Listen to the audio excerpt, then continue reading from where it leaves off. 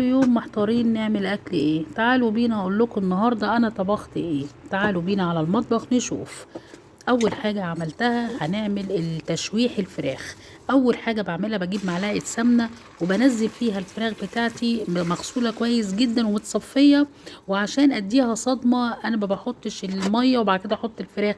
بشوح الفراخ الاول وبعد كده ببتدي ان انا احط الميه. حطيت بقى كرفس وجزر وبصل وطماطم ومرق الدجاج وحبة فلفل أسمر، وبطحن كمان ورق اللورة مع الحبهان، بخليهم في برطمان عندي واخد منهم على طول. وكل ده بقى على البوتاجاز بتشوحي الفراخ تشويحة بسيطة لغاية لما تنزل ميتها خالص. وبعد كده بتغلي مية وتبتدي تنزلي بقى على الفراخ بتاعتك. ما تحطيش مية ساقعة وتحطيها بقى تغطي عليها.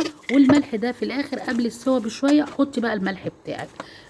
تعالوا بقى نعمل الطبخة بتاعتنا. هنجيب بقى الحلة ونحط معلقة سمنة على حبة زيت واحط بصلاية محترمة كبيرة، الأكلة دي بتحب البصل الحلو.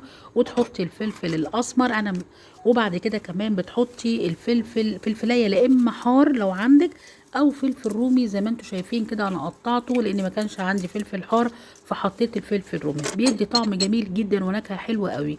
ومع حبه الفلفل الاسمر. وطبعا كل ده ني في ني، ما حطيتش حاجه على البوتاجاز. ومعلقه صلصه كبيره عشان الطماطم تبقى تقيله كده. ومكعب مرق الدجاج.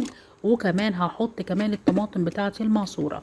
طبعا الطريقه بقولها لك وانت الكميه اللي عندك على حسب الاسره بتاعتك هتستخدمي قد ايه. ما ننساش معلقه السكر عشان الحموضه بتجي التمن الطماطم بتعمل حموضه. وبتجيبي معلقه توم كبيره بتدي طعم رهيب، بتسيبيها لغايه لما تسبك. بصوا منظرها بتتغير ازاي وكمان بتقل خالص. وبعد كده بتروحي حاطه بقى الشوربه بتاعتك، بتكون الفراخ نزلت دسم شويه وبتروحي بقى مزوده. وبعد كده الاكله بتاعتنا هي الباميه. بكون منضفاها وغسلاها ومقمعاها ومحضراها ان انا انزلها كده على الخضار على التسبيكه. وبتجيبي ليمونه وبتعصريها عشان ما تنزلش اللزوجه بتاعتها.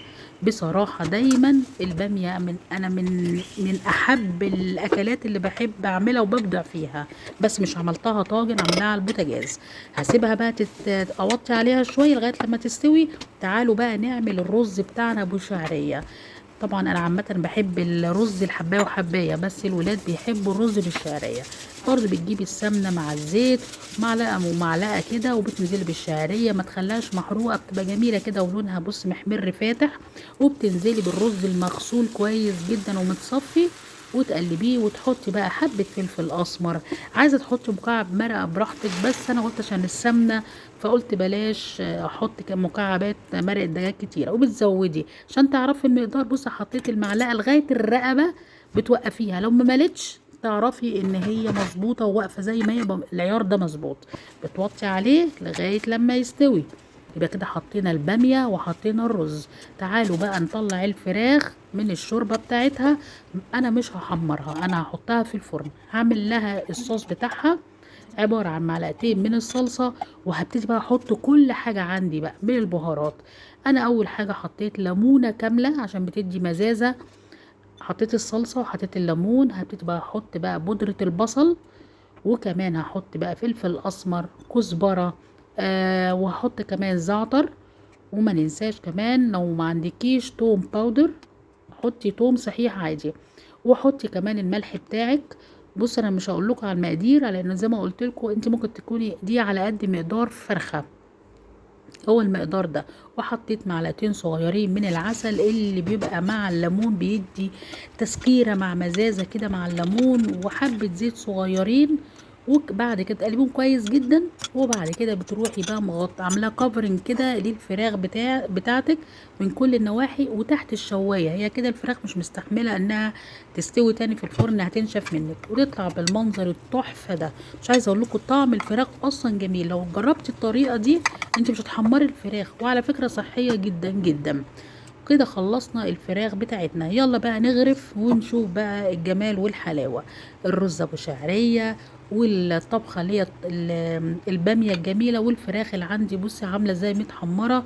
اعصري بقى الليمون على البامية ومش عايزة اقولك تاكلي احلى بامية ممكن تعمليها بصراحة. بس اهم حاجة ما تسيبهاش تتهري على البوتاجاز. لو عجبك اكلتي ما تنسيش لايك وشير للقناة عشان يوصلك كل